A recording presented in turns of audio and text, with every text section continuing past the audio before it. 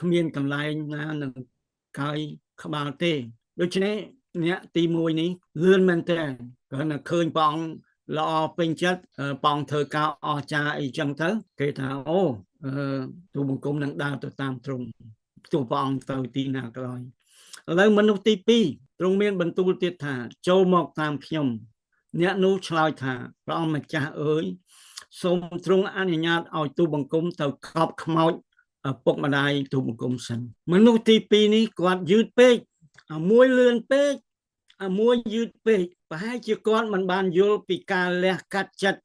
ខ្លួនឯងចេញដើរតាមព្រះអង្គថាឲ្យលះកាត់ចិត្តខ្លួនឯងចោលគាត់អត់បានយល់ពីហ្នឹងបានជាគាត់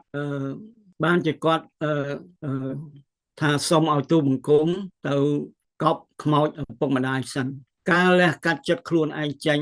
ដើម្បីធ្វើជាសិស្សព្រះយេស៊ូវដូច្នេះហើយបានជាព្រះយេស៊ូវមានបន្ទូលឆ្លើយថាទុកឲ្យមនុស្សស្លាប់កប់ពួកគេចុះឯអ្នកចូលអ្នកទៅផ្សាយដំណឹងល្អពីនគរព្រះវិញដូច្នេះគឺមកពីគាត់យឺតពេកបានជាព្រះយេស៊ូវមានបន្ទូលយ៉ាងដូចនោះឥឡូវនេះមានមនុស្សមួយប្រភេទទៀតមានមនុស្សម្នាក់ទៀតមកទូលទ្រង់ថាព្រះអង្គម្ចាស់អើយទូបង្គំនឹងទៅតាមទ្រង់ដែរតែសូមអនុញ្ញាតឲ្យទូបង្គំទៅលាពួកអ្នកផ្ទះទូបង្គំសិនមនុស្សទី3នេះគឺមានទឹកចិត្តស្រឡាញ់ព្រះយេស៊ូវតែពាក់កណ្ដាលទៀតគាត់ស្រឡាញ់ឪពុកម្ដាយ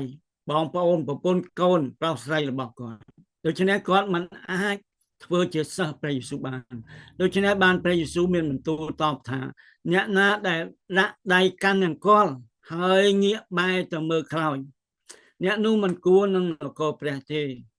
យើងដែលសម្រេចចិត្ត